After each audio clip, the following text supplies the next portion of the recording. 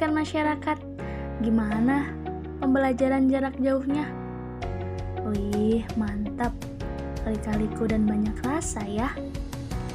Sepertinya sudah tak asing dan tidak beda lagi. Masih dengan media yang sama di konten yang sedikit berbeda. Sudah banyak video terunggah tentang kami. Sudah kenalan dengan Penmas ini. Sik, mantap. Ya, inilah Penmas. Pendidikan yang begitu luas untuk masyarakat yang tidak terbatas. Tidak terbatas oleh usia, tak terbatas oleh tempat, tidak terbatas oleh waktu. Ya, pendidikan sepanjang hayat contohnya. Sebelum lebih lanjut, tanya dulu yuk sekitar kita. Tahu nggak sih apa itu pendidikan masyarakat? Sejauh mana teman-teman mengenal kita? Let's go! Happy watching! Coba kita tanya satu persatu ya. Tahu pendidikan masyarakat nggak? Pendidikan masyarakat? Enggak. Kalau bimbingan belajar atau kursus gitu? Enggak. Kalau sekolah agama termasuk nggak? Kurang tahu ya. Tapi kakak tahu nggak program seperti program kesetaraan paket A, paket B? Oh, kalau itu tahu saya. Nggak tahu. Penmas? Nggak tahu. Penmas? Kurang tahu. Penmas? Nggak tahu. Apa? Penmas? Nggak tahu. Tahu nggak sih Kak, Undang-Undang Nomor 20 Tahun 2003 di sana kan menjelaskan atau menyebutkan bahwa jalur pendidikan di Indonesia itu ada 3. Kira-kira kakak tahu nggak jalurnya ada apa aja? Kalau tidak salah itu pendidikan formal, pendidikan informal, sama pendidikan non formal. Ternyata ada beberapa juga orang yang memang mengetahui apa itu pendidikan masyarakat.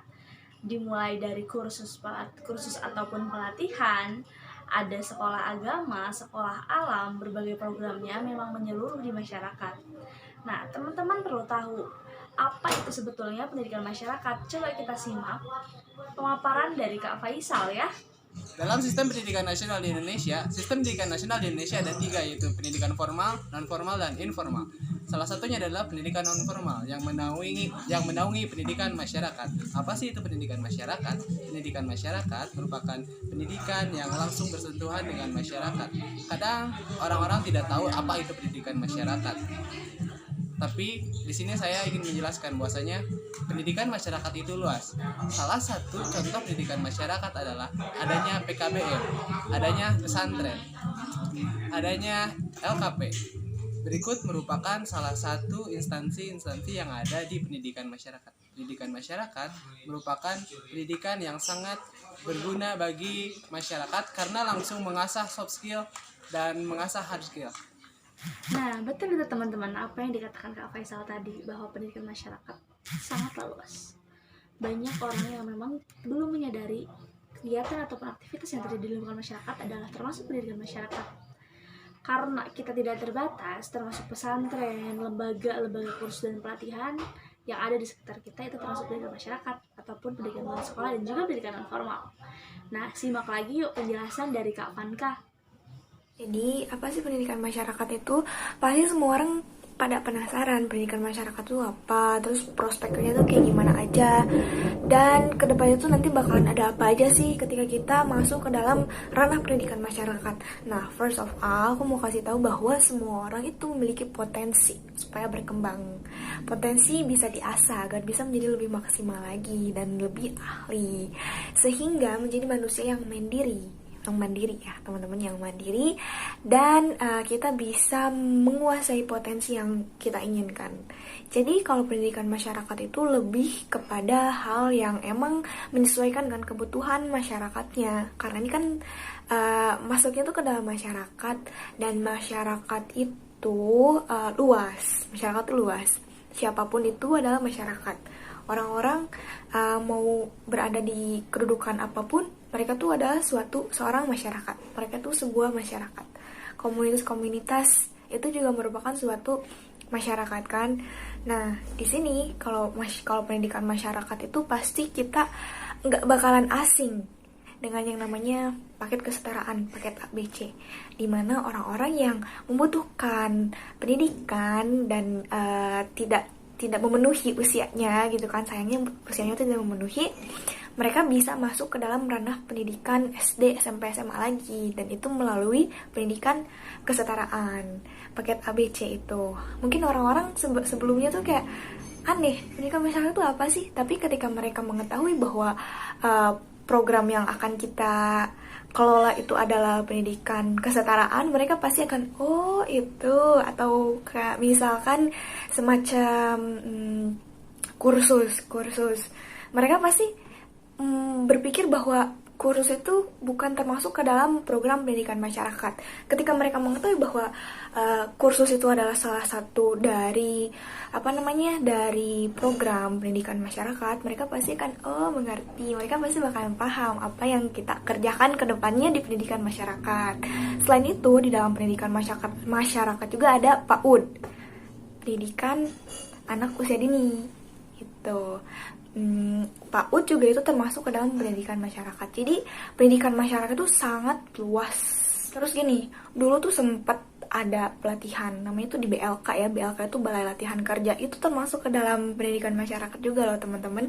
Di sana ada kursus untuk tata boga, kursus untuk menjahit, kursus untuk instalasi listrik dan lain-lain sebagainya. Itu supaya apa? Supaya kita bisa memenuhi kebutuhan yang emang sangat-sangat kita butuhkan untuk prospek pekerjaan kita, supaya kita bisa terbantu dan kita memiliki skill, kita memiliki life skill untuk kehidupan kita ke depannya, untuk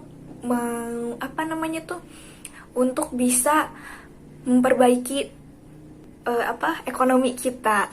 Kemudian pemberdayaan perempuan dan pemberdayaan masyarakat, pemberdayaan orang-orang atau kepemudaan, itu juga termasuk ke dalam program kerja, program pendidikan masyarakat seperti itu. Karena kita di sini bukan hanya sekedar untuk memenuhi kebutuhan saja, tapi kita di sini bekerja menjadi seseorang yang bisa membuat mereka itu mandiri, membuat mereka independen, membuat mereka bisa berdiri dan melanjutkan hidupnya mengikuti dengan apa yang mereka butuhkan. Lalu apa sih tugas dari pendidikan masyarakat dalam isu-isu sosial yang ada di Indonesia? Salah satunya itu adalah untuk memberdayakan masyarakat yang terbatas dan kekurangan dalam segala hal. Kita bisa memfasilitasi kelompok-kelompok masyarakat untuk memenuhi aktivitas mereka dan memudahkan masyarakat berwirausaha, memberikan pelatihan gitu bagi mereka warga yang belum memiliki pekerjaan, terus membuat workshop yang sudah saya sebutkan tadi, berkaitan dengan hal-hal yang emang berkaitan dengan isu yang sedang terjadi. Misalkan ada untuk parenting, itu termasuk ke dalam pendidikan masyarakat juga. Kita di sini nggak cuma membahas tentang persekolahan saja, tapi kita di sini membahas tentang bagaimana kita bisa membangun keluarga yang harmonis, membangun keluarga yang berpendidikan, membangun suatu keluarga yang emang sehat seperti itu, yang tidak toksik gitu. Itu termasuk ke dalam parenting. Keterampilan juga termasuk, itu untuk memenuhi kebutuhan life skill kita seperti itu. Nah, pendidikan masyarakat juga ada supaya kita sadar bahwa pendidikan itu tidak hanya terhenti ketika kita sudah selesai dalam perguruan tinggi saja. Nah, kepentingan rasa bahagia dalam dalam kehidupan juga itu salah satu hal yang bisa dijadikan program pendidikan masyarakat. Contohnya itu ada nih di Jepang, salah satunya Kominkan namanya. Saya tahu ini dari dosen namanya Ibu Lesi, dan saya sempat nulis tentang pendidikan masyarakat di majalah Gemercik Media, di majalah yang edisi ketiga, dan saya ngobrol dengan Bu Lesi perihal hal ini gitu. Jadi kalau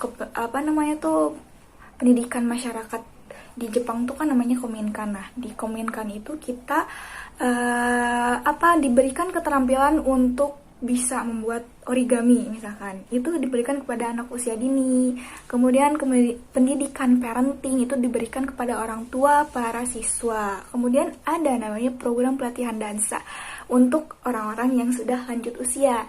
Karena mungkin kita merasa bahwa ketika orang-orang yang sudah lansia, mereka pasti hanya sekadar duduk, melihat pemandangan, mancing seperti itu kan. Nah, salah satunya kalau misalkan di Jepang itu ada pelatihan dansa supaya mereka merasa lebih muda, fresh dan bahagia gitu. Tidak hanya memikirkan masa lalunya, keluarganya, tapi hal itu diseimbangi dengan kebahagiaan yang mereka miliki gitu.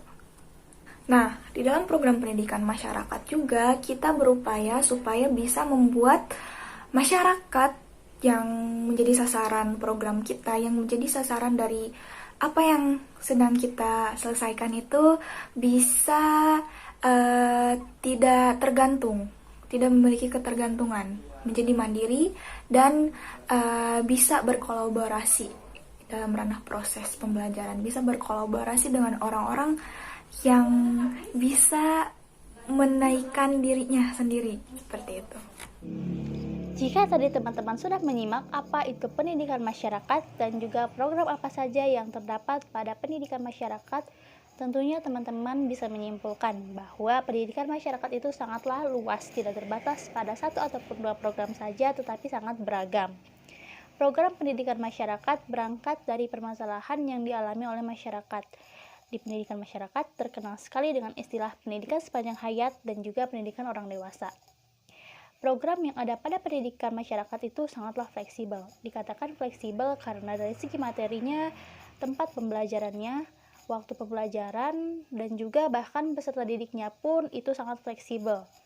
Nah, materi pembelajaran pada pendidikan masyarakat itu bisa disesuaikan dengan kebutuhan peserta didik.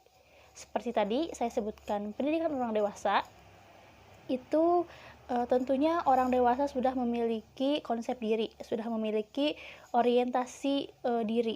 Mereka sudah tahu mereka akan menuju kemana dan apa yang mereka butuhkan, sehingga di pendidikan masyarakat ini orang dewasa bisa menentukan materi apa saja sih yang mereka butuhkan sehingga bisa disesuaikan.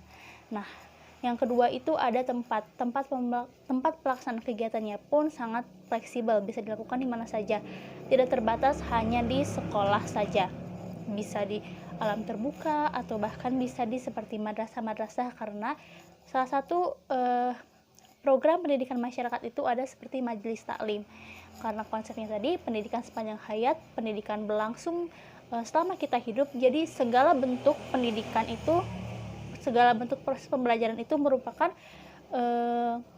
pendidikan gitu, untuk memenuhi kebutuhan ilmu yang dibutuhkan selama kita masih hidup.